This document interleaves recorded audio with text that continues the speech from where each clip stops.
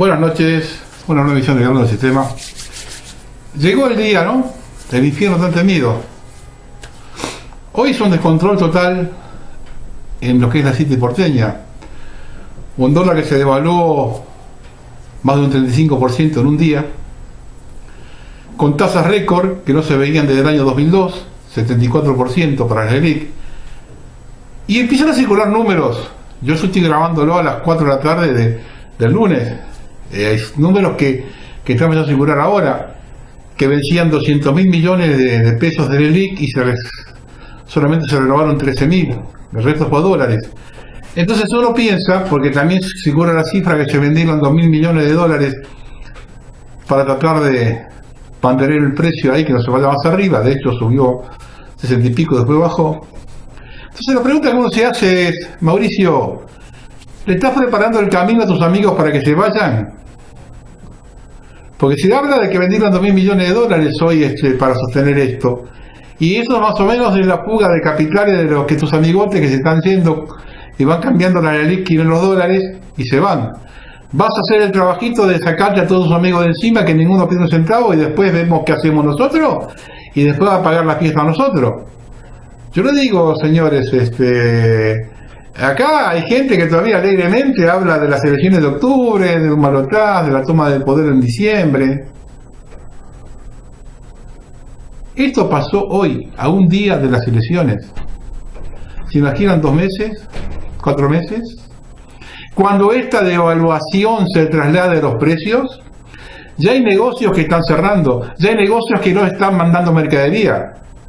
Cuando empiece el desabastecimiento, cuando se repita lo del Rodrigazo, que estaba toda la gente de Mar del Plata y los negocios cerrados porque nadie quería vender, empiece el desabastecimiento, ¿cuánto va a tardar los supermercados a darse cuenta que tienen que cerrar? Que no pueden vender si no tienen precios. Porque acá una devaluación de cuánto, del 30 y pico ahora, pero ¿de cuándo están los precios tomados? Desde que Mauricio arregló con los proveedores la paz esta que hoy se está rompiendo. Y te digan, bueno, ya se terminó, Mauricio, perdiste, ahora hay que ajustar todo como quedamos, y hay un pico de inflación del 10, el 12, el 15% en un mes. Y algunos todavía empiezan en octubre acá. Ya hay gente, empresarios, amigotes, que están pidiendo que se baje y que no deje que la baña vaya a las elecciones en octubre. El calvario recién empieza, está empezando ahora. A muchos que hasta el sábado pasado me dijeron que estaba hablando estupideces yo, bueno, el calvario recién empieza, señores. Este es el infierno tan temido que tantas veces hablamos. Empieza el calvario, no para Mauricio Macri, porque estos acá en Argentina nadie va preso, están todos arreglados, están todos entongados. La justicia, la prensa, los políticos, absolutamente todos están entongados. Los 44 millones de pelotudos que vamos a tener que pagar la cuenta, esos son los que no hacemos absolutamente nada, y nos gusta que nos hagan lo que nos están haciendo. Ante semejante catástrofe electoral, caben algunas preguntas, comenzando por ¿ahora qué? Nos sacamos una lacra de encima, pero ¿quién la sacó? ¿Un Mesías? Escuchar el domingo a la noche a Massa criticando el plan económico era una hipocresía potenciada. Justo él, que le votó todas las leyes que hoy cuestiona, que le acompañó a Davos. Cristina y su mensaje conciliador fue otra perlita. Pasaron menos de 4 años cuando desde que explotaba de soberbia por cadena nacional y no le quiso entregar el mando a Macri. Había que sacarse de encima la peste, es cierto. Y había que decir que esas políticas de hambre y miseria no cuajan en la Argentina. Pero no nos olvidemos que la diferencia entre ambos están en las cosas diarias de la población, que no dejan de ser importantes. Pero la alta política y su relación con los poderes globales no hay tanta desavenencia. De hecho, el mensaje es: vamos a cumplir con nuestros compromisos, queremos que nos refinancien. De cuestionar la legitimidad de la deuda o la complicidad del Fondo Monetario, ni hablemos. Menos aún Hay diferencias con el monocultivo de soja transgénica y la minería contaminante. ¿Qué van a hacer los jueces? ¿Abrir los cajones? ¿Bonadío se va a jubilar con un haber de 6 cifras, igual que Ollarvide? ¿Nadie va a asumir ninguna responsabilidad? ¿Esa que le costaron demasiado a la gente? El pueblo es nuevamente el pato de la boda, que tiene que pagar fiestas a las que no concurrió. ¿Nadie va a pagar nada de lo robado, cuando eso robado significó más hambre, más miseria, más gente que perdió su esfuerzo de toda la vida, mayor riesgo a la salud, aumento de las enfermedades psicosomáticas? ¿Qué va a hacer el nuevo gobierno con los contratos firmados por las empresas donde dolarizaron las tarifas y que se dio soberanía judicial a tribunales de los países centrales? ¿Cómo van a desarmar la LELIX, que ya tienen comprometido el 80% de los depósitos de la población? ¿Nadie va a reclamar el reintegro del Fondo de Sustentabilidad del ANSES, diezmados por las políticas económicas de Macri? ¿Cuál es el verdadero plan económico? No las medidas de coyuntura. Cuando Alberto Fernández dice que no habrá venganza, ¿incluye también la justicia? Porque para los políticos son sinónimos. Si los acusan de malversación, hablan de persecución y venganza. Jamás la justicia es para ellos. Pero vaya usted a robar un litro de leche para dar a sus hijos. Yo no tengo ninguna esperanza, porque es un chiste de pésimo gusto que los que sacamos hace 4 años por ladrones regresen luego de sacar otro ladrón. Esa es la señal que damos al exterior, pero tengamos en bien presente que este escenario lo armó el mismo sistema global. Recuerden que lo vengo diciendo hace meses. Esperé para hablar después de las elecciones. Muchos problemas tuve, todo lo relacionado con la candidatura de Biondini. Alguien llegó a requerirme por correo que tenía que poner el canal a disposición de esa candidatura. Han perdido el tiempo nuevamente, malgastado los escasos recursos en una vía muerta. Hasta el mismo sábado pasado no entendían esto, seguían diciendo que era el único candidato antisistema. No concibo un candidato antisistema tratando de cambiar el sistema por dentro.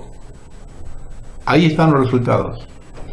Han llegado al absurdo que, siendo 4 gatos locos, hicieron una interna entre 3 en Florencio Varela. El delirio total.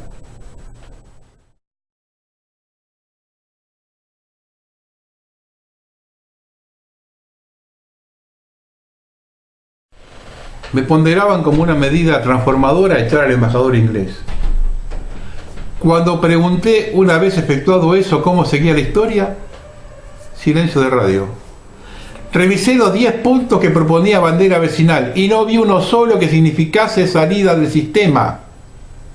Salir del sistema es apartarse del sistema financiero manejado por la banca Rothschild, dejar de manejarse por la ley del almirantazgo, no acatar las disposiciones del nuevo orden mundial vía ONU 2030, no potenciar la ideología de género, el transhumanismo, los colectivos LGTB, el aborto, dejar de administrarse mediante sistema democrático liberal, entre otras cosas.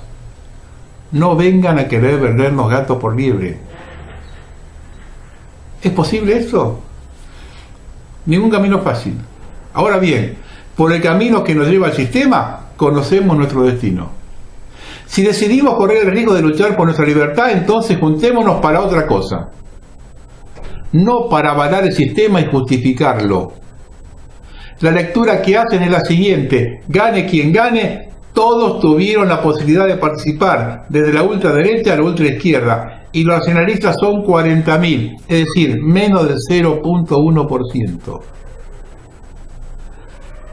Me cansé de decirlo durante años y me dieron la espalda, que había que prepararse para el colapso del sistema y que no nos agarren en bolas como el 2001.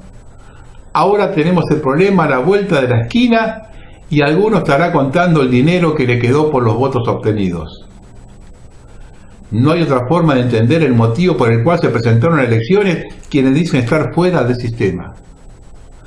A los que optaron por participar, les doy las gracias por lo que hicieron. El país se derrumba por culpa de ellos y ustedes participan de las fiestas que hacen frente al cementerio. Con la historia siempre tenemos problemas. Está en boga por la discusión de esa nueva vertiente por el cual nuestros padres fundadores fueron agentes ingleses y traidores a la patria, San Martín el Grande incluidos. Me he cansado de discutir con quienes difunden esa teoría. Les respondo siempre lo mismo: no niego la necesidad de una verdadera revisión, pero no es el momento para hacerla, y menos aún con esta clase dirigente. Es trabajar para el sistema que nos quiere dejar sin puntos de referencia. Nadie sabe quién fue quién en Argentina. No se canta el himno. ¿Creen que el cambio de la fecha de las fiestas patrias no es parte de ese plan? A muchos les parecerá algo sin sentido discutir el pasado. Yo no lo comparto, por eso siempre hago referencias históricas que nos sirven para no repetir errores y observar los resultados ante determinadas reacciones de los protagonistas. No me crean a mí. Un escritor medianamente contemporáneo como George Orwell, cuyos libros proféticos La rebelión en la granja de 1984 son conocidos por la gran mayoría de los pensantes de todo el planeta, bueno, él dijo lo siguiente: quien controla el pasado controla el futuro. ¿Tienen alguna duda? Busquen el revisionismo que están haciendo los rusos hoy de la historia para posicionarse en el futuro.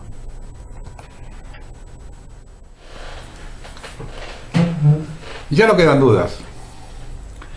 Chomsky escribió su famosa teoría acción, reacción, solución, inspirándose en la Argentina. El sistema global viene jugando al gato y al ratón con nosotros por lo menos desde hace 50 años. Si analizamos los hechos que fueron llevando a la decadencia de nuestro país, Chomsky siempre estuvo presente. Y observen que al fin de cada etapa quedó una pérdida que ya no se recuperó. Veamos. Con el derrocamiento de Ilia, acción, comienza el accionar de la guerrilla, reacción. La solución fue el golpe militar con Martínez de Oz a la cabeza y el primer desguace del aparato productivo. La represión de la dictadura militar, la guerra de Malvinas, acción. El despertar democrático de la población, reacción. Y la izquierda tomando posiciones en la educación y la cultura en el alfonsinato, solución. La hiperinflación provocada por los centros financieros, acción, generó el regreso del peronismo al poder, reacción, y con ello la convertibilidad de Cavallo y el segundo desguace del aparato productivo, solución. 10 años de convertibilidad y corrupción, acción, llevó el cambio de gobierno, reacción, y con ello el estallido económico y social nuevamente con Cavallo como protagonista. En esa etapa queda como resultado el asistencialismo por el trabajo que nunca se recuperó. Solución.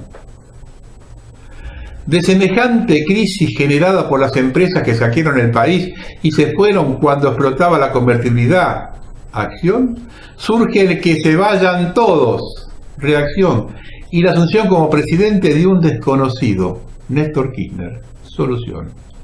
Y nuevamente la izquierda tomando posición directa en el gobierno. Y acá hacemos una pausa. Hoy gran parte de la población despotrica contra los Kirchner. ¿Toman conciencia que asumió con el 22% de los votos? Esa es una de las claves para comenzar a interpretar a los argentinos. Los medios del sistema publicaban encuestas que lo daban a Menem perdedor, acción. El riojano, para no perder las elecciones, renuncia al balotaje, reacción. Y los quienes hacen cargo de la Argentina con el 22% de los votos, solución. No tienen nada que decir los otros candidatos que hoy deambulan por los medios dando cátedra de civismo. López Murphy 16%, Carrió 14%, Rodríguez Sá 14%. Para comenzar a ver por dónde se sale, tenemos que hacernos cargo de las cagadas. Es fácil pegarle a Cristina. Entró por la ventana del baño y le prendimos la luz. Por hacernos los boludos nos violaron 12 años los Kirchner y 4 Macri.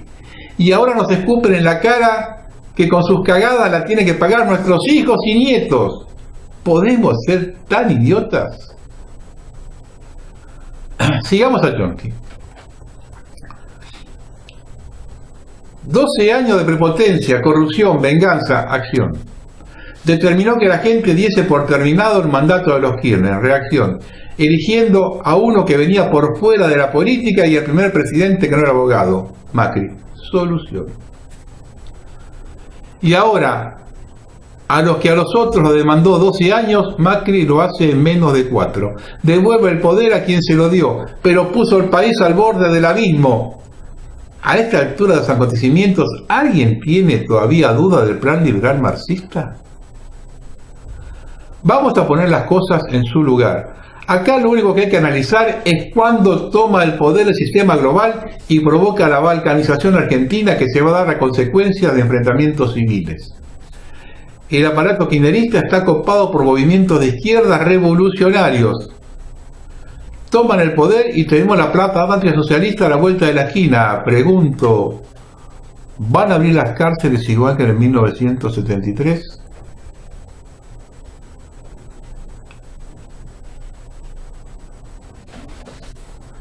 No hay otra alternativa porque todos trabajan para lo mismo. Porque la gobernanza global camina a pasos agigantados y el nuevo orden mundial es comunista. ¿Lo entienden ahora? Vengo repitiendo programa tras programa lo que hay detrás del aborto, de la política de género. Cada día es más evidente la conjura. ¿Hay salida? Y miren, la salida es numérica y va a triunfar el bando mayoritario. Para que no tengan dudas, el progresismo con el aborto, las políticas de género, la inclusión, traen aparejada la miseria, la pobreza, la indigencia, la falta de oportunidades, la falta de trabajo, de vivienda propia. Ellos mismos hablan de reconocer las minorías. Entonces, ¿qué hacen las mayorías? ¿Ver cómo destruyen nuestros hijos y nietos? Repito, la salida es numérica. Triunfan los que son más. Eso sí, desorganizados y sin convicción, nos matan de a uno. Esto salió publicado en la revista Conclusión.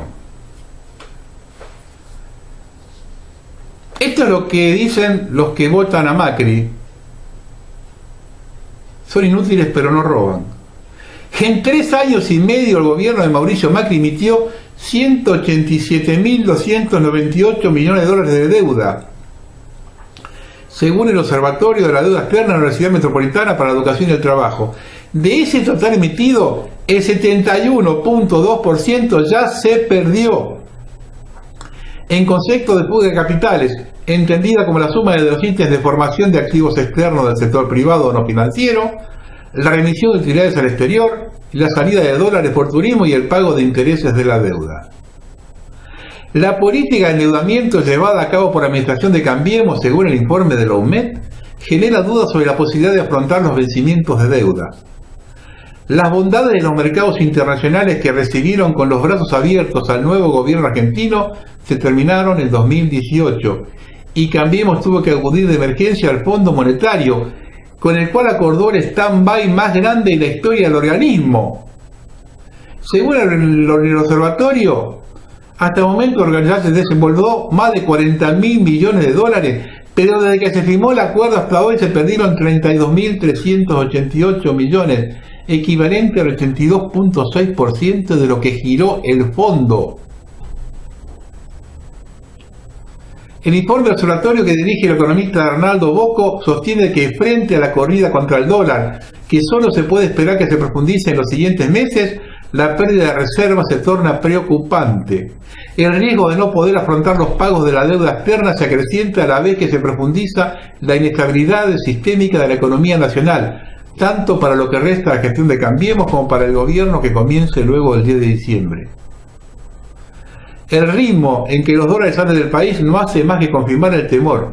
En la era Macri se perdieron 133.313 millones de dólares. De ese total, 68.385 corresponden a la formación de activos eternos del sector privado no financieros, atesoramiento. 24.000 por déficit de turismo, 34.000 fueron a cubrir intereses de la deuda y unos 6.875 fueron por remisión de utilidades y dividendos. Macri no solo nos ha sometido a uno de los mayores endeudamientos externos de la historia, sino que además es el más caro y el que más riesgo produce. La economía se ve sometida por él mismo a la mayor fuga de capitales que en poco tiempo ha alcanzado casi 70.000 millones de dólares. No hay economía que soporte esa doble presión y en poco tiempo sabemos dónde termina, advierte el informe.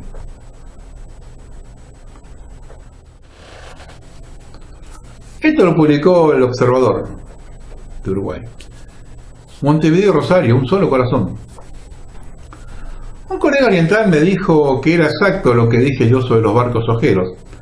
Atrás de las empresas de grano está el tráfico a todo nivel. El desarrollo del narco va de la mano del modelo forestal monocultivo. Lo de Hermes Juárez tiene que ver con la fuga asistida de Rocco Moravito, que se hacía llamar Capeleto. En Italia están calientes porque los progres uruguayos estaban demorando la extradición. Así que les golpearon el circuito de la droga desde hace muchos años, que saben cómo y por dónde pasa la droga. Parece que en Brasil también agarraron algunos sin relación a la droga en el avión de Bolsonaro. Rosario es el polo narco nacional, no hay duda. A la escandalosa fuga del mafioso italiano Rocco Moravito de la cárcel central de Montevideo se sumó la salida del aeropuerto de Carrasco en un avión privado de 603 kilos de cocaína, valuados en 180 millones de euros. 2 golpes más de nocaut a un Ministerio del Interior que se tambalea sin rumbo en el último año del gobierno de Tabaré Vázquez. Los datos revelados desde Francia, donde se cautó la droga, permiten inferir que Uruguay se ha vuelto un colador para el narcotráfico y que las autoridades son cómplices o están pintadas. El episodio que barrió con todos los controles del aeropuerto internacional de Carrasco ocurrió el 14 de mayo. La policía europea, que venía siguiendo la ruta de la droga, prefirió no alertar a sus colegas uruguayos de la maniobra para evitar sospechas y fuga de información. Con inteligencia penetraron las comunicaciones de un cartel proveniente de Croacia y siguieron su camino desde Montevideo hasta detenerlos en un aeropuerto en el norte de Francia. Fue recién entonces que los policías de Europol alertaron a la Brigada Antidrogas Uruguaya sobre la maniobra y solicitaron su colaboración para profundizar la investigación sobre un grupo conocido como los traficantes de los Balcanes, encargado de traficar volúmenes importantes de cocaína en aviones privados desde América a Europa y Asia. Según las imágenes captadas por las cámaras de seguridad del aeropuerto, los pasajeros del avión, con capacidad para 10 personas contando pilotos y empleados, ingresaron y egresaron por la sala VIP del aeropuerto de Carrasco y pasaron su equipaje por el escáner. El control de vuelos no comerciales está a cargo de la Policía Aérea, División Nacional de Aduanas y Migraciones. Lo increíble de toda esta historia es que la Brigada Antidrogas no tiene acceso a la información de horarios ni pasajeros de este tipo de vuelos.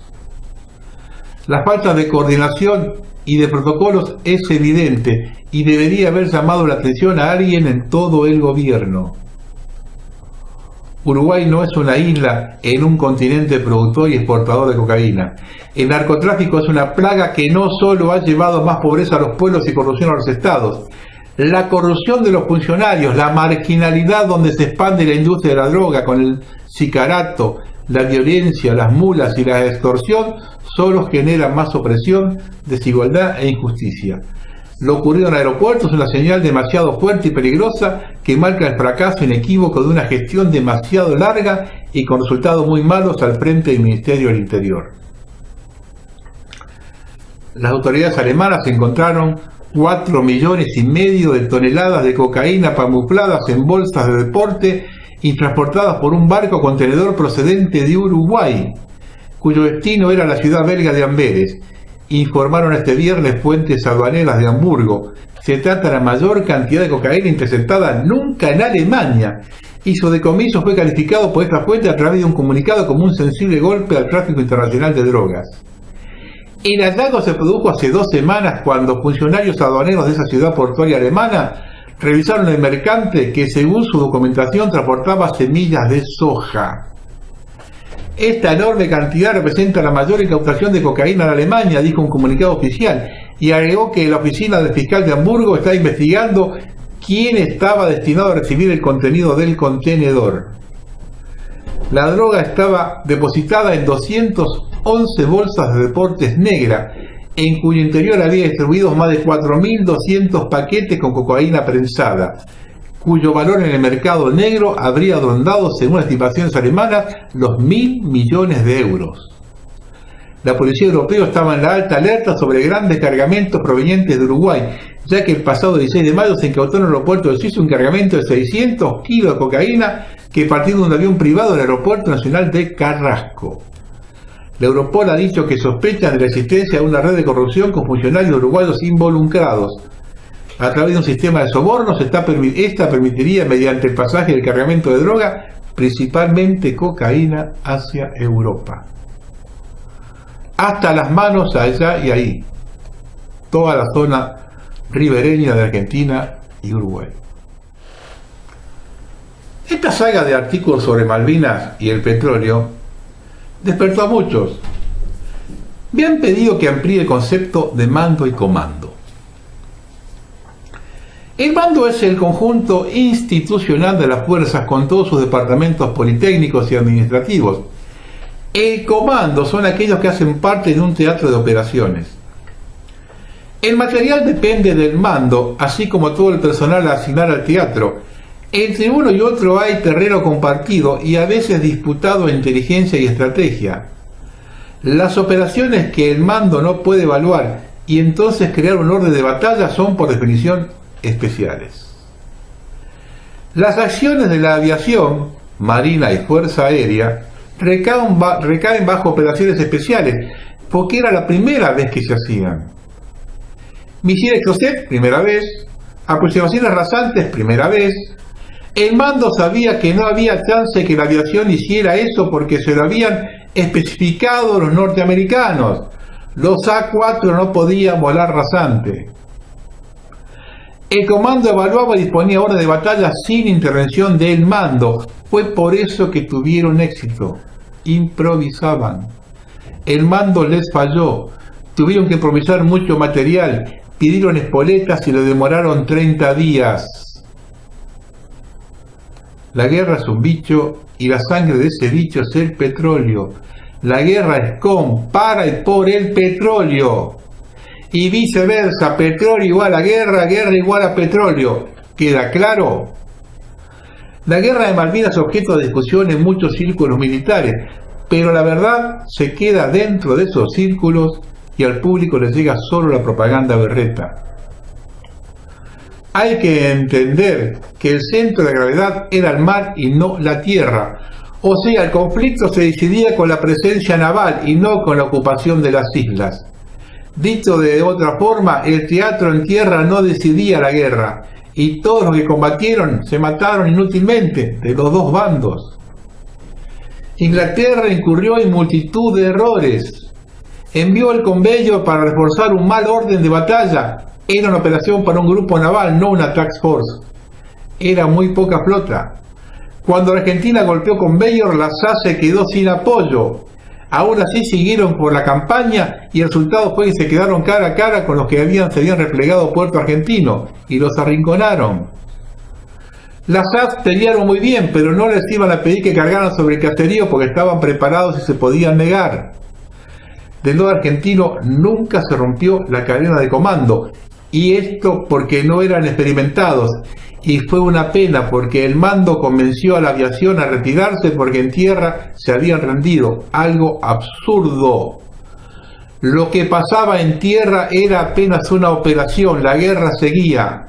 Por algún motivo los oficiales pidieron conservar las armas, tenían que policiar a los reclutas rendidos porque si no... Como cuentan la historia, quieren hacer creer que los ingleses fueron cercando a los argentinos, pero no fue así. La moneda de la guerra es el tiempo. En la guerra todo se traduce en magnitud de tiempo. La fuerza naval se quedó sin tiempo. Más allá de todo esto, hay que ver el aspecto transformador de la guerra. El combate puso a la Argentina en una posición sobresaliente y por esto no fue inútil. Ahora viene otro capítulo. Ahora hay que terminar de hacer la historia y contarla. El combate de Malvinas fue una acción libertadora en la guerra de la independencia. ¿Lo tenemos claro o no? Ahora agárrense bien. Observen lo que regaló Macri. Calculan que la cuenca norte de Malvinas contendría reservas de hasta 60 billones de barriles.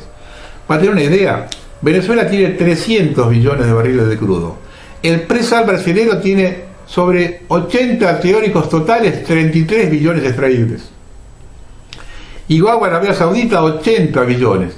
En Malvinas hay 60. La búsqueda del petróleo en la zona Malvinas comenzó a principios de los 90. En el 95 firman un tratado.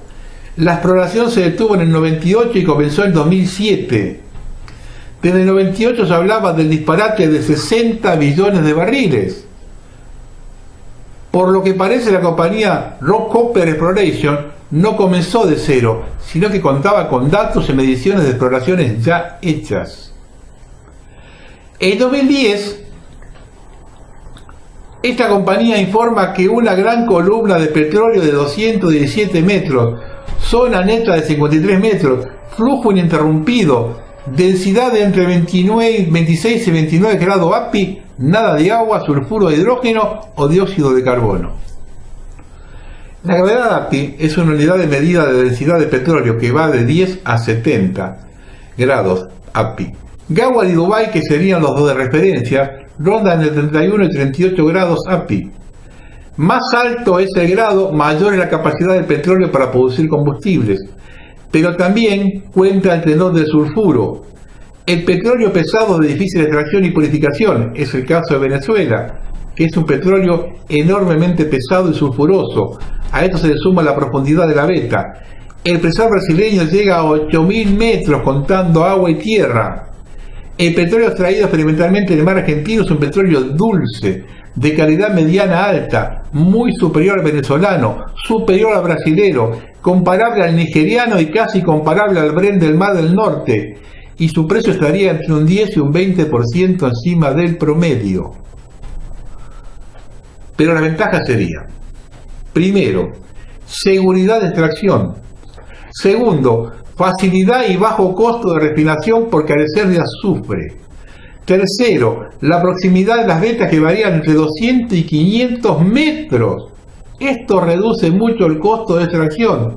En pocas palabras, lo que hay en Malvinas es oro negro. A partir de 2010, la Rockefeller presenta informes que detallan perforaciones a variadas profundidades, entre 200 y 2.500 metros, encontrando yacimiento de gas natural y petróleo. A lo largo se expresa que existe una consistencia en la calidad de crudo y la facilidad de perforación-extracción. Premier Oil es la primera petrolera, es la petrolera detrás de Rockefeller. Esta se hizo con la Falkland Oil and Gas Limited, luego que invirtiera 320 millones de libras en investigación. La empresa tiene un contrato hasta 2020 para investigar en la cuenca norte de Malvinas y entonces comenzará a explotar el área que llama León Marino, donde habría textual 1.7 billones de barriles comprobados, un reservorio muy mapeado de petróleo cercano y de alta calidad. Así describen la zona León Marino: una extensión de 86 kilómetros cuadrados, sin fallas, fondo a 450 metros, con mar más calmo que el mar del norte, suelo de capas de arena consistente que varían entre 25 y 90 metros, buena permeabilidad, presión 100 bar, facilidad de inyectar agua si fuese necesario, facilidad de perforar la veta en cualquier dirección. La inversión hasta comenzar a obtener petróleo es de 1 billón 500.000 millones de dólares. La ganancia anual sería de 1.800.000. En un año recupera más de la inversión. Con petróleo a $65 el barril. Con explotación de hasta 80.000 barriles diarios.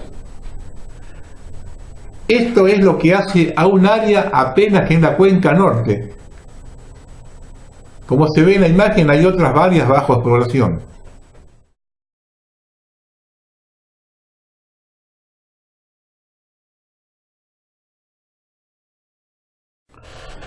Esto quiere decir que los estudios realizados los últimos 10 años verifican el disparate de los 60.000 millones de barriles.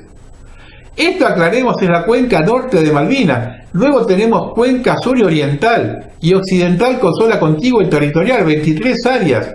El mar argentino próximo, 14 áreas. La Antártida, las Sandwich y las Georgias.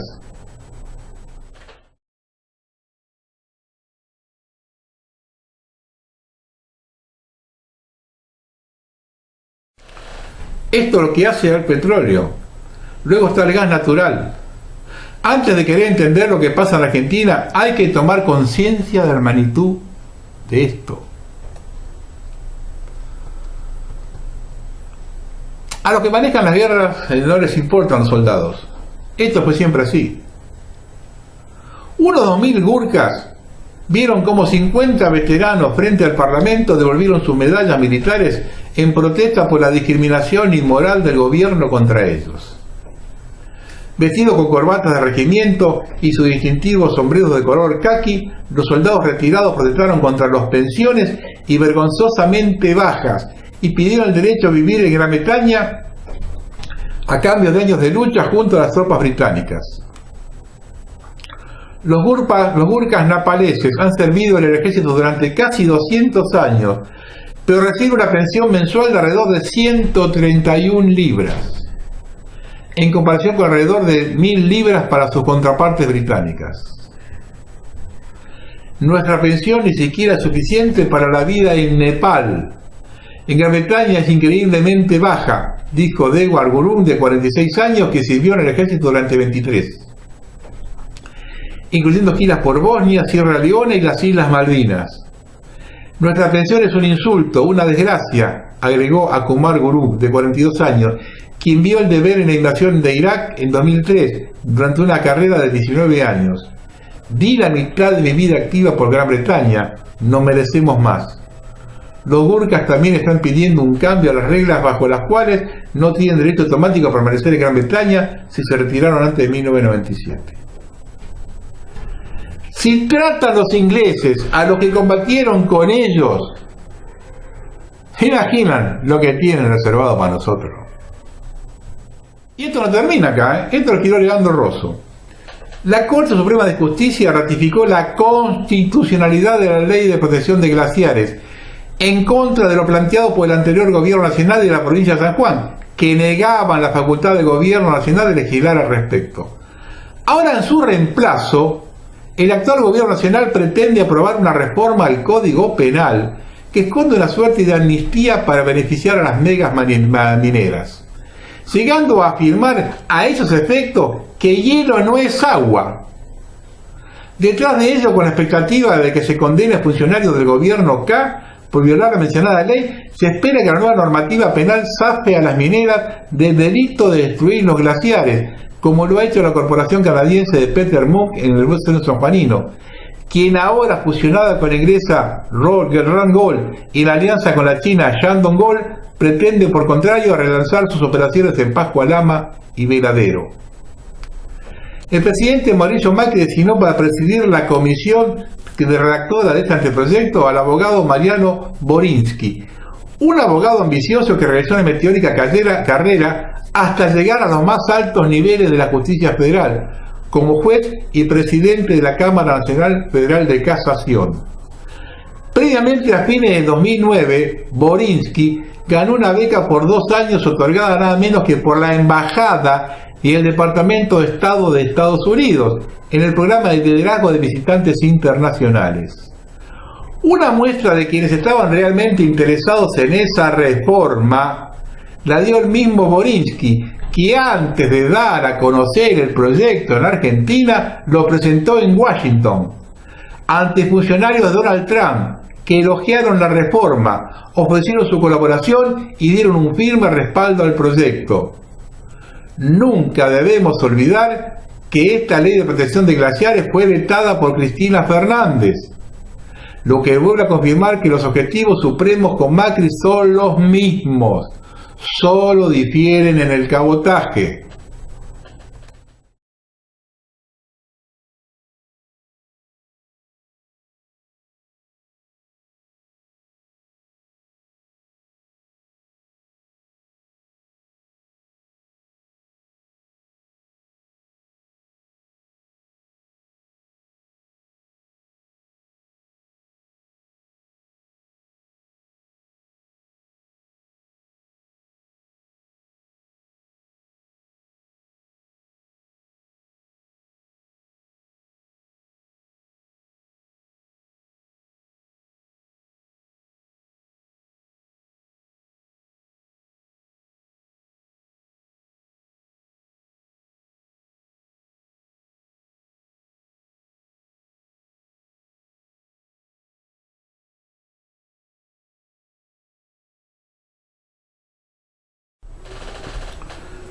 Argentina está bajo fuego en varios frentes.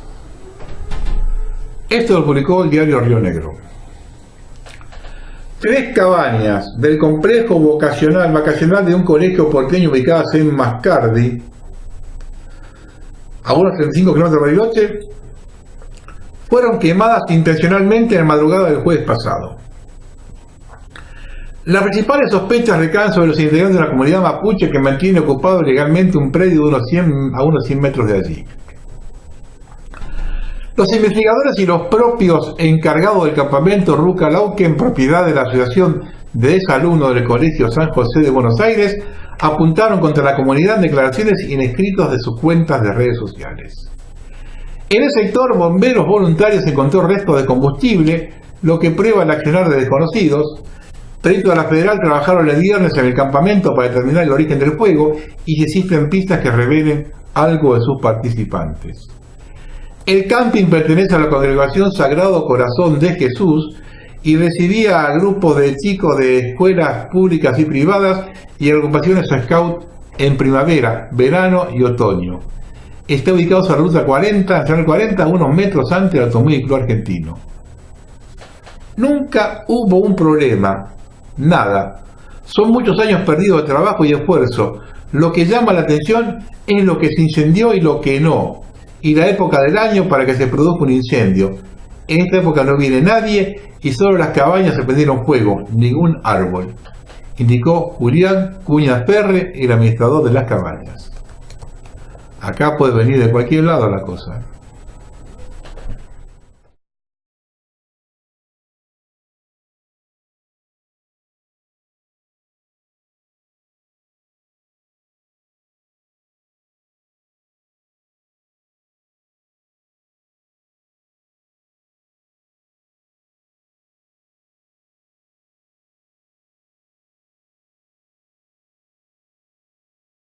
Ahora brevemente una lista de proyectos o propuestas, no es la palabra tampoco esa, son acciones del nuevo orden mundial que están en marcha. La primera salió en la sexta.com, que es el control global. Cada ciudadano chino tendrá un carnet por puntos. El gobierno premiará los buenos comportamientos y penalizará los malos. Este sistema se implementará en 2020, pero ya se prueba en algunas regiones. El ciudadano tiene un móvil a que se le está diciendo a cada rato qué es lo que ha hecho bien y qué es lo que ha hecho mal. Cuando hace cosas mal deja de tener acceso a servicios importantes, explicó Marta Peirano, periodista y autora de El enemigo conoce el sistema. En estos momentos hay unas 100.000 personas en China que ya por la aplicación de este sistema por puntos no pueden coger aviones y volar dentro del país, apunta Manuel Muñiz, decano de la Escuela de Asuntos Globales de IE University. Para monitorear la actividad ciudadana se han instalado 200 millones de cámaras en todo el país, muchas equipadas con inteligencia artificial. Una de las zonas de mayor control es Xinjiang, donde según los expertos del gobierno controla una minoría musulmana, los uigures. Ahí lo que vemos son 3 niveles. Uno primero que es simple y llanamente reconocimiento facial y registro. Otra capa es de reconocimiento por iris y ahora añadido otra capa que es el secuenciado de ADN de otras personas, cuenta Muñiz. Aquellos uigures que no cumplen con los estándares de conducta exigidos por el gobierno acaban en centros de reeducación. No se pueden relacionar con personas del exterior, no tienen contacto con sus familiares. Hay gente que pasa años ahí y lo que hacen es ponerle videos educativos, darle charlas y ponerlos a trabajar, añade Peirano. El gigante asiático también exporta un sistema de vigilancia. Ecuador ha sido el último país en adquirir tecnología china, con lo que ha instalado 4.300 cámaras en todo el país, una forma de emular parte de la capacidad de supervisión que tiene China. Para aquellos que piensan que exagero con este tema, los invito a ver el video. Crean un chip cerebral controlado por un teléfono inteligente. Así se llama el video. Allí se van a dar cuenta de los planes del sistema y cuán lejos están de implementarlos. No lo paso porque YouTube me levanta el programa inmediatamente. Va a haber un segundo caso de implementación del nuevo orden mundial. Esto salió en RT. La alimentación según la ONU. Ante la gravedad y la rápida evolución de la crisis climática que afecta al planeta, la ONU reclama un abordaje del problema que abarca e implica cada vez más sectores de la sociedad. Ya no es suficiente con limitar o erradicar las emisiones contaminantes de efecto invernadero. También son necesarias modificaciones profundas en la producción mundial de alimentos, es decir, en la agricultura y en la ganadería, y por ende en nuestros hábitos alimenticios. Consignas tales como 23% de las emisiones de gases de efecto invernadero provienen de la agricultura, la silvicultura y otros tipos de uso del suelo. El manejo sostenible de la tierra es crucial para enfrentar la crisis climática. Son difundidas por la ONU. El documento señala que el crecimiento exponencial de la población mundial y sus patrones de consumo han obligado a unas tasas de explotación de la tierra y uso del agua sin precedente. Y escucho con este dato por lo que están atrás de esto. En concreto indica que nada menos que el 70% de agua dulce disponible en el planeta se destina a la agricultura. Ojo a este dato que maneja esta gente. Asimismo, no dudan en recomendar modificaciones básicas en la dieta global de las personas, instando a un consumo basado en alimentos de origen vegetal como cereales, legumbres, frutas y verduras, con el complemento de alimentos de origen animal siempre y cuando sean producidos de manera sostenible, es decir, con métodos que produzcan bajas emisiones. Algunas opciones dietéticas requieren más tierra y agua y provocan más emisiones de gases, apunta en alusión a los procedimientos altamente contaminados por gran parte de la ganadería industrial. Además, el cambio no solo beneficiaría al planeta, sino muy directamente la salud individual de sus habitantes. El propio estudio señala que desde mediados del siglo pasado, el consumo per cápita de carne, grasas vegetales y exceso de calorías se ha disparado, provocando que en la actualidad haya por lo nada menos que 2.000 millones de personas aquejadas de sobrepeso u obesidad. Bueno, esto a veces no depende solamente de esto. Vamos a la tercera referencia del nuevo orden mundial. Esto salió publicado en Pájaro Rojo, que es la guerra biológica, y escuchen bien.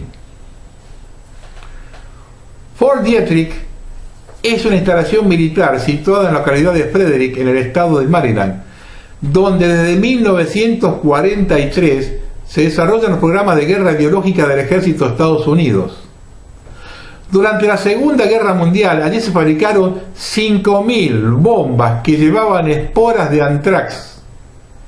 En 1994 se supo que entre 1940 y 1974 en Fort Detrick se llevaron a cabo experimentos secretos con cientos de miles de estados estadounidenses pertenecientes a una minoría religiosa. En los 80 y 90, algunos investigadores señalaron a Fort Detrick como el lugar donde se había creado el virus del SIDA. Ahí también se desarrolló el programa de control mental MKUltra, que dejó cientos de víctimas. En 2011, Fort Detrick se enfrentaba a reclamaciones por valor de $2.000 millones por parte de residentes locales afectados por cáncer, atribuidos a contaminación de las aguas subterráneas. Yo hace muchos años pasé un informe con esto, con fotos y todo. Tampoco faltaron experimentos con el agente naranja entre 1940 y 1960, que las autoridades sanitarias locales relacionan con la alta incidencia de cáncer en la localidad.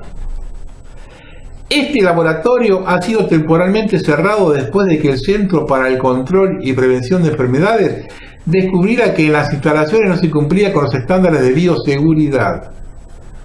Ese centro de control mostró su preocupación al encontrar que no se cumplían los procedimientos requeridos para tratar aguas residuales después de una inspección realizada en junio, por lo que al mes siguiente tomó la decisión de enviar al centro de investigación una orden informando el cese de operaciones. Esto implicó además que se retirara de la institución su licencia para manejar agentes altamente peligrosos. En el Centro de Biodefensa, en el que trabajaban cerca de 900 empleados, se estudiaban gérmenes y toxinas que podían usarse para poner en riesgo la salud militar o pública.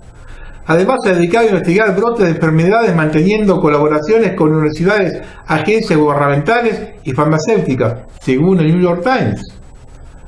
No se trata de la primera vez que este laboratorio gubernamental es el centro de atención de las autoridades de control. En 2009 fue suspendido tras descubrirse que almacenaba agentes patógenos que no constaban en su inventario. En otra ocasión se supo que el principal sospechoso de los ataques con Anthrax en 2001, Bruce Evans, era investigador de dicha institución. Sin embargo, se quitó la vida poco antes de que pudiera ser acosado por el FBI. Estos son los defensores de la justicia y la libertad, que le tiran de todo, y están haciendo sus experimentos en población propia norteamericana. Imagínense, de ahí para afuera, cuando agarran al tipo del cuarto mundo, todo el mundo como latinoamericano, africano o asiático. Estos son a los que le rinden pleitesía, Vamos a ver una cuarta referencia de lo que es el nuevo orden mundial. También salió un pájaro rojo, y bien relacionado con ese tema. Son las armas biológicas. El Congreso norteamericano le ordenó al Pentágono que informe si contaminó garrapatas con enfermedades infecciosas transmisibles al ser humano y luego fueron liberadas intencionalmente o por accidente. La orden requiere información sobre experimentos con insectos para usar como arma biológica entre 1950 y 1975. Un libro publicado recientemente, Picadura, la historia secreta de la enfermedad de Lyme y las armas biológicas, investiga la relación entre el desarrollo de insectos como armas biológicas y el origen de la epidemia de la enfermedad de Lyme, enfermedad que es transmitida por garrapatas y afecta a millones de estadounidenses. Se diagnosticó por primera vez en 1975 en North Lyme, Connecticut, ciudad que dio nombre a la enfermedad, y desde los 90 se ha disparado su incidencia. El Lyme es una enfermedad infecciosa que se convierte en crónica, causada por una bacteria que los científicos no lograron estudiar hasta 1981, transmitida por la picadura de un tipo de garrapata que previamente readquirió de la sangre de mamíferos a los que ya picó, especialmente ratones y aves. Llama la atención la capacidad que parece haber adquirido esta bacteria de dejar incapacitada de manera permanente a las personas que ataca. Dejar incapacitadas a las víctimas, pero no matarlas. Es el objetivo de las armas biológicas, para que la sociedad afectada deba destinar muchos recursos a su cuidado. En Estados Unidos se producen cada año entre 300.000 y 400.000 nuevos casos de la enfermedad de Lyme, y se calcula en el número de afectados crecerá exponencialmente durante los próximos años. Las garrapatas de otras partes del mundo también pueden ser portadoras de la bacteria, y el cambio climático junto al intenso tráfico internacional de personas y mercadería pueden ocasionar la expansión mundial de la enfermedad. Durante años han estado circulando informes y teorías que sugieren que los investigadores del Departamento de Defensa podrían haber infectado insectos para realizar pruebas de armas biológicas en lugares altos como Plum Island en Nueva York o la base militar Fort Detrick en Maryland, y luego los habrían soltado al exterior. Un quinto informe del orden mundial. Esto salió en El País, preparando el terreno. A las 6:30 de ese sábado, personal de la cárcel federal ubicada en Manhattan, conocida como el Guantánamo de Nueva York, se encontró a Jeffrey Epstein inconsciente en su celda. Epstein estuvo en vigilancia por riesgo de suicidio tras su incidente en el penal el pasado 23 de julio y recibió una evaluación psiquiátrica diaria, pero el 29 de julio regresó a su unidad especial sin un equipo antisuicidios, según informó The New York Times. Clásico de los Estados Unidos que se mueran los prisioneros más vigilados del planeta, ¿no? Basta recordar, por ejemplo, la muerte de Kennedy y la suerte de Corrino Lee Oswald y Jack Ruby. Esta lucha en Estados Unidos con el Estado profundo da la impresión de ser un capítulo más hacia esa guerra civil anunciada. No de balde construyeron los campos FEMA y encargaron las 30.000 guillotinas. Con la continua aparición de estos tiradores que causan masacres, es interesante observar lo que está pasando allí. Una campaña furiosa contra las armas y en favor de milicias que viene de dos bandos. Los progres que las quieren prohibir directamente y los neocon que quieren que se haga un estado de policía de milicias. Parece mentira, pero así va el debate.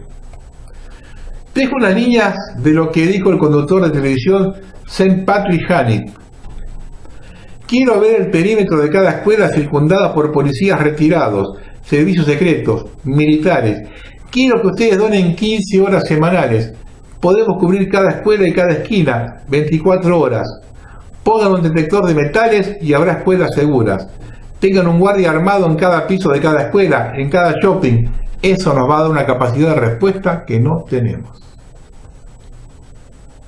Van camino también al paredón ese país.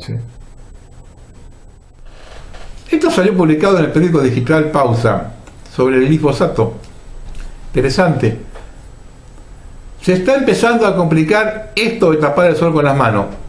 En 2015, la Organización Mundial de la Salud zanjó la cuestión y calificó al glifosato como posible cancerígeno. Los plaguicidas son responsables de 200.000 muertes por intoxicación aguda al año, de las cuales el 99% se produce en países en desarrollo, dijeron con más firmeza los relatores sobre derecho a la alimentación y sobre productos tóxicos de Estados de la ONU en 2017. 2 años después se pronunció la Federación Internacional de Ginecología y Obstetricia, FIGO, entidad mayor de las 2 especialidades médicas, también de manera contundente. La salud global debe ser la luz que nos guíe. Recomendamos que se termine la exposición de las poblaciones al glifosato como una reducción progresiva a escala global. La declaración oficial de la entidad se produjo el 31 de julio pasado bajo el título "Remover al glifosato de su uso global". El statement es el resultado de la revisión de los estudios sobre el tema realizado durante los últimos 15 años. Desde FIGO encuentran que los científicos están constatando cada vez mayores tasas de cáncer, desórdenes neurológicos, problemas de embarazo y bebés con defectos de nacimiento como producto de las exposiciones a los químicos. FIGO dice que su declaración sobre el glifosato refleja una revisión de la bibliografía científica y del principio de precaución. Ese principio implica que hay una responsabilidad social de proteger al público de la exposición ante cualquier daño cuando la investigación científica encuentra que existe un riesgo plausible. El glifosato puede llegar a los humanos de manera directa, como los polvos fumigados, o indirecta, queda en las comidas, o incluso se filtra en el agua, que al final sale de la canilla. Los químicos en las mujeres embarazadas pueden atravesar la placenta y en consecuencia se pueden acumular en el feto y tener secuelas de largo plazo. Desde FIGO invoca también el principio precautorio, Cuando una actividad puede llegar a dañar la salud humana o ambiental, deben tomarse medidas precautorias, aun si algunas relaciones de causa y efecto todavía no están establecidas científicamente. FIGO recuerda que la autorización para uso para el glifosato debe ser revisada por la Unión Europea en 2022. Todo un dato, para quienes desde los países agroexportadores del Mercosur celebran el acuerdo de libre comercio impulsado recientemente. Ojo con este detalle. Esta es la cuestión por la que deberían emitir opinión todos los candidatos que compitan en las elecciones de octubre. Desde ya, y conforme al programa donde hablé del tema hace 5 o 6 años, hoy levantado en YouTube, y difundí un video producido por la cadena Al Jazeera, donde mostraba que la totalidad de la clase dirigente convalidaba el uso del glifosato. Algo escribió Adela Cortina, muy interesante, que es para tener en cuenta y reflexionar. Ella la tituló La aporofobia. La aporofobia es el miedo o rechazo a las personas pobres. La pobreza se invisibiliza. Nos gusta estar con los que son como nosotros, que esa sería la raíz de la xenofobia, con lo que hablan como nosotros. Porque a lo largo de la formación del cerebro, en el periodo de la evolución, nos fuimos haciendo con lo de nuestro grupo, frente a los grupos extranjeros, etc.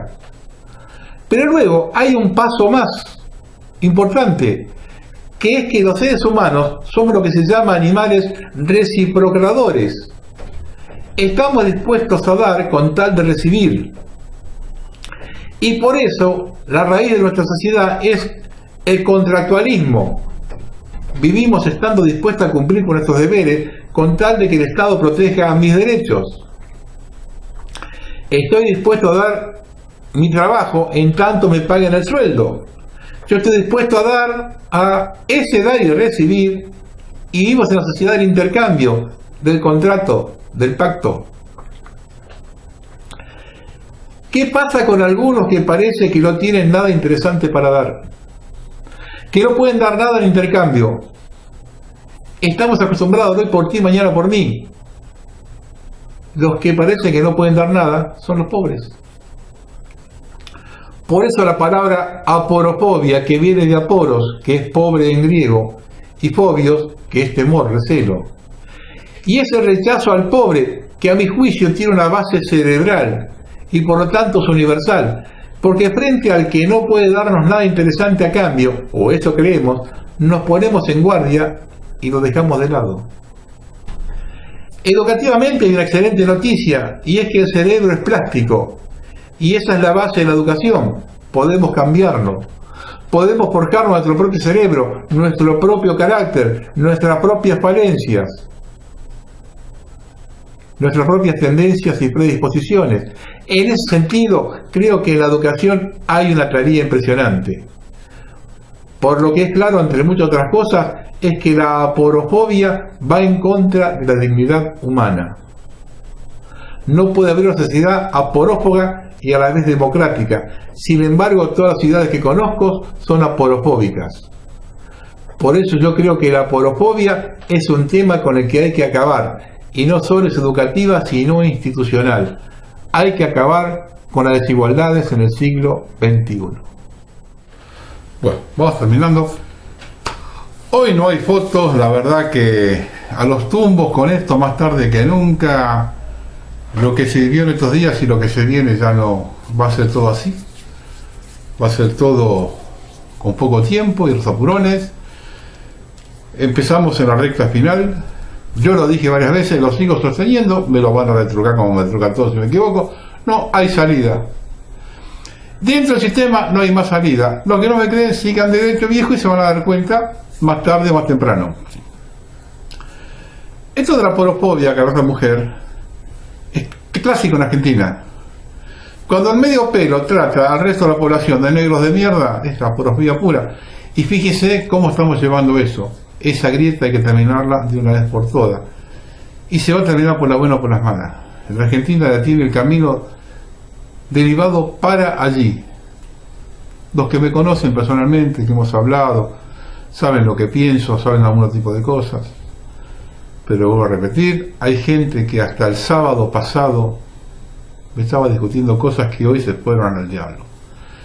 El pueblo argentino necesita realmente un golpe muy duro, una bofetada muy fuerte y posiblemente con una buena salida de sangre para que reaccione. No hay forma de hacerlo. Ahora, se acercan momentos difíciles, porque, vuelvo a repetir lo que dije al comienzo, esta devaluación de hoy, que no terminó, va a la calle en cualquier momento. Eso va a los precios en cualquier momento. Entonces, en una economía como esta, con ingresos bajos, el su pico inflacionario ahora, puede terminar para cualquier cosa. En cualquier cosa puede terminar esto. Y si hay un lockout patronal de cerrar establecimientos porque no me conviene vender, porque no tengo precio, porque pierdo plata, como dije antes, en el Rodrigazo pasó eso. La gente no vendía porque vendía, no pedía plata y se hundía. Bueno, pero es otro momento este. De un supermercado cerrado porque no quiere vender porque no tiene precios, un saqueo, ¿cuánto falta? ¿Cuánto hay? Estamos en una situación muy complicada y gobernada por una banda de delincuentes que no ven la realidad para nada. Cuando yo lo escuchaba a Macri hablar ayer, a Marcos Peña, están totalmente alejados de la realidad. Y en este momento, estar alejado de la realidad es querer apagar con balde de nafta el fuego que ya empezó a prenderse. Buenas noches.